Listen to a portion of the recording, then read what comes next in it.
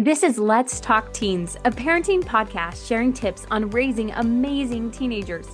We are both certified life coaches that have worked with teenagers as coaches, mentors, and teachers. We are sharing what we have found to work best when dealing with teens and tough issues. This is Let's Talk Teens, episode 21, when your teen is feeling left out. Oh, doesn't this always happen? Maybe not always. Maybe I shouldn't use always, always and never. Nah. But, this is something I think most teenagers experience at some point of feeling left out. And as I've thought about this, Abby, and maybe you've had experiences with this as well as you've coached teens, I think it's so important that we validate that emotion first off. We've talked a lot about emotions on here, but really be real with our teens when they express that, like, gosh, I'm feeling so left out. I think we have to start right off the bat by being like, oh my gosh, I am so sorry. That really hurts, or that is really hard. And just start off with that. I think so quickly as parents, we want to just jump into convincing them they're not left out or fixing the problem. And I think just starting out with validating, oh my gosh, I'm so sorry you're experiencing this. So I would say that's our number one. We're going to start right off with on this one is validate what they're feeling. It's real. It sucks. It hurts. All the things. Because I just saw a recent survey of like 10,000 women, and the question was, do you feel like you're on the in of the friend group, or do you feel like an outsider of the friend group in your like neighborhoods? And 84% of these grown women said that they felt like they were on the outside of friend groups. And so I think this is just part of our human experience that we, instead of assuming, oh, people like me and, I have friends, it's just way more natural for our brain to assume that we're on the outside. And so I think it's something that is heightened in our teenage years, but I don't even know if we fully shake it as adults. We're always kind of wondering, do people like me and do I fit in? And so absolutely like validate that feeling. We don't have to instantly jump into the, oh, everybody loves you and rattle off all their friends, right? Because that right now is not going to go into your teen's brain. Like they are just going to say, oh, mom doesn't understand me. If we just instantly jump to solutions without validating it, like you were saying. Yeah, because we really do have this caveman brain, right? And you think about if we lived back in caveman days, what was so important is that we were part of that pact of people, that we belonged in a group. Because if we had to do it by ourselves, we wouldn't survive. We wouldn't, and maybe we've talked about this on a previous episode, but we wouldn't survive. We wouldn't be able to provide for ourselves. We wouldn't be able to keep ourselves safe from predators. And our brain hasn't evolved from that. And so, especially as a teen, that brain is like, oh, I don't want to get kicked out of a pack, or I don't want to not belong in a pack. I need people. I don't want to feel this loneliness because it feels like I'm trying to survive on my own. And as you mentioned, that doesn't go away. And that's because we all still have this caveman brain where we want to be a part of a group. We want to belong because it feels safe to our brain. So I think it is just so important to know that about your teenager and know that about yourself. Okay, here's some more tips as a parent just to help your teen as they're experiencing that very real thing of feeling left out. I think number one is to help them. Obviously, we're not going to say you're living in victim mode, but help them go from victim to victor in that. And I think that again is that default brain of like, oh my gosh, why is this happening to me? Or what's wrong with me? Or why am I left out? That just keeps us stuck. But go from why to like how can I change this? Or how can you, if you're speaking to a teenager, maybe it starts out with, oh, I'm so sorry. That is so hurtful. Let's see if we can come up with any solutions to this. How can this change? Or what can you do? Or what are some ideas? And so we get that brain, that empowering questions going of how can I include myself? Or what can I do to change this? Or what do I have to offer? And just helping the brain go from that victim of like, this is happening to me to how can I change this? And how can I become victor? And how can I include myself? And I think sometimes it's, again, our teens' brains aren't going to go to solutions. And sometimes having that outside person, that parent, be like, okay, what can we do about this? Or what can change? Helps them to start thinking and having that will in their brain start moving and evolving and coming up with ideas. I love that idea of going to a victor because what we hear often with our clients is nobody likes me. I have no friends. And so, one of the things I use in coaching is I say, okay, well, how many times did you reach out to somebody else this week? And, typically the answer is like, well, I sent a couple texts and nobody can hang out, right? And so, instead of going from this idea of I'm waiting for somebody to realize I'm cool or to realize I'm a good friend or to want to hang out with me, to go, you need to be the instigator of a friendship, right? And so we'll usually come up with a goal that's like, my goal is to every day reach out and do like 5 friend building activities. And that could be I texted a friend to let them know that I think they're awesome. I asked somebody if they wanted to go get lunch together today. I invited somebody to hang out, right? And I have my teens pick a really big number because one, it's stretching them to be busy enough trying to fill that goal that they don't have as much time to wallow in nobody likes me, right? Or I'm feeling so left out. And then it also is enough times of reaching out that the percentages are in your favor that somebody can hang out, somebody can interact with you. And so I try really hard in coaching to help a teen get out of this by getting so busy taking little actions or little steps to help foster friendships. Because guess what? All the other teens are sitting in their room going, I feel left out too, right? We have this idea in our head that they're all having a party together somewhere and you're not invited. And it's not true. Instead, we're all in our rooms feeling bad for ourselves.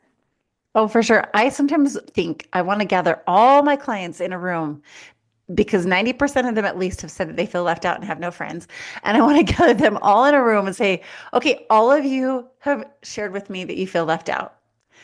All of you. So if you're all feeling left out, this is such a perfect place to like meet and connect and know that you're not alone in this. And then you won't feel left out because there's all these other people that feel left out. And I think that's partly because we jump to conclusions, right? We jump to conclusions, us humans, that everyone else is having the party and we're not invited, or everybody else has friends and we don't. And we jump to this conclusion where the reality is so many of us humans, but teenagers in particular, feel left out. So I think that goes right into our next tip, and that is just make the plans. Instead of jumping to conclusions that we're left out, it is our job, and it's what you just talked about of making the plans. We can't be left out of our own plans. So that's our job to invite the friends, plan the party, be the instigator of the activities, send the text, all the things that we're waiting for someone else to do. It's such an important job. I don't know if I would leave it to someone else to do. And that's what I tell my clients all the time. If it's so important to belong and connect, don't leave that job to someone else because everyone's doing the same thing, leaving it to someone else. And then everyone feels left out. So make the plans. I think it's important too to talk our teens through the fact that new friendships are awkward. It is hard even for adults to go from casual, oh, I know Cheree because she lives down the street with me, or I've texted her a couple times, or we had math together, to no, we're friends, right? And that takes time. It takes a lot of little interactions. And I know our teens want to go 0 to 60 of I want this person to be my best friend, but I also don't want to endure the awkwardness or the reaching out that it takes to become friends like that. And so I talk my teens through that. I'm like, listen, one, let's just assume everybody already likes us and is our friends to avoid some of that awkward feeling because that feeling only lives in our head. But also, let's recognize that best friends aren't made overnight, right? They take time, and it's okay if our friendships change.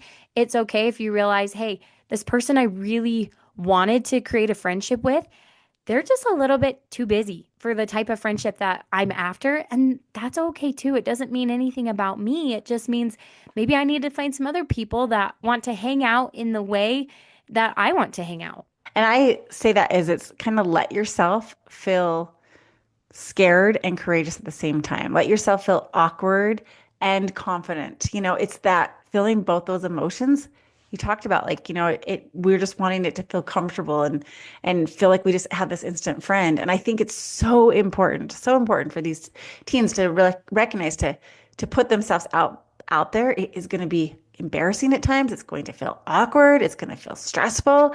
It's going to feel scary. And if we can allow that and be courageous at the same time and practice that confidence and that resilience of putting myself out there, that's going to be really important in helping me get where I need to go. Just the last one that kind of goes back with making the plans is get out of the house, right? Get out of the house, join a club, volunteer somewhere, find something bigger than yourself that you can be a part of. You're going to find your people there, right? If there's something you love, go do something that you love that is going to involve other people that love the same thing. And then, that's going to take care of that loneliness in a big way. If you love animals, go volunteer at an animal shelter and you'll find not only that companionship of the animals, but people who also love animals that you can connect with.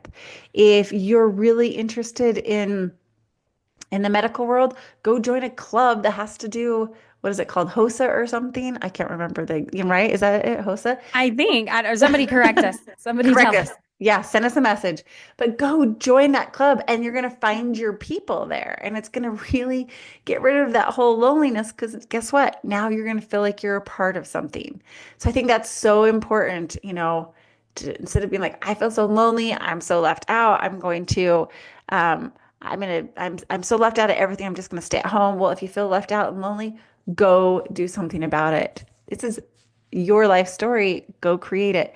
Now, I know you as parents at home, you know this, and it's like, how do I help my kids do this? And it is, obviously they have to choose that, but it's often our ideas are, hey, I heard about this. Is that something you're interested in? Or I listened to this podcast, from these life coaches that help teens, and this is what they said. It's still helping them come to these ideas and conclusions of how to overcome feeling left out. I love that, Cheree. And yes, I know that there's some parents listening going, I can't get my teen to like go out or talk to people, or I can't get them to do this. Guess what? I think the best thing you can do is help your teen be busy. And that might be saying, hey, you're going to have a summer job because guess what? They're going to make friends at that summer job, right? And they're going to be so busy, right? Like there's a lot of problems that busyness solves. And so I help them take that leap of saying, listen, let's go get you a summer job somewhere where there's other teens. Let's go sign you up for this club. Let's encourage them and really, maybe we might call it forcefully kind of nudging them towards this direction. We want our teens to know that our parents are going to be our biggest and best supporters in this. So if we go back to like throwing a party, I know my parents want me to not feel left out. They want me to have friends. They're going to be okay with me having a party at the house. They're going to make it fun, right? They're going to help plan it or help provide some food because teens love food. We want as parents to make it so that we're supporting our kids and letting them know that we care about this struggle of feeling left out and we are there to support them. And I think as parents, because I was thinking about my own experience that when I came to like planning dances or having friends over, I just always felt like I don't want to inconvenience my parents. Now, they had never given me that vibe ever, but I was the second oldest in the family, so it was still kind of new to like have a party at your house, right? Like I hadn't watched my siblings do that. But I remember when my younger siblings, I moved out of the house and they're like, "Oh yeah, mom and dad, I had them sign up and be chaperones at the dance." And my parents just went on and on about how that was so much fun. And I just thought to myself, oh my gosh, I didn't even really ask my parents if I could like have them do those things or support me in that way because I just didn't want to inconvenience them. So if your teen's a little bit like me, maybe that way, just make sure you vocally say that. Say, hey, I would love, do you want me to order an extra pizza and you can have a couple of friends come over? Or I just want you to know, like, I am happy to drive you to any basketball games you want to go to, right? Like, verbally kind of reassuring them about your willingness to help them with these friendships. You've got this, parents. I'm so excited to hear how you help your teen stop feeling left out and become the victor instead of the victim. Thank you for listening to Let's Talk Teens with Cheree Murdock and Abbi Winslow. If you are looking for more tips to help your teenager, here's where you can find us. You can find Cheree Murdock on Instagram at Cheree Murdock Coaching or on her website, ChereeMurdock.com. You can find me, Abbi, on Instagram as Abbi Winslow or on my website, abbywinslow.com. Please rate and review our podcast and share with a fellow parent. Thanks for listening.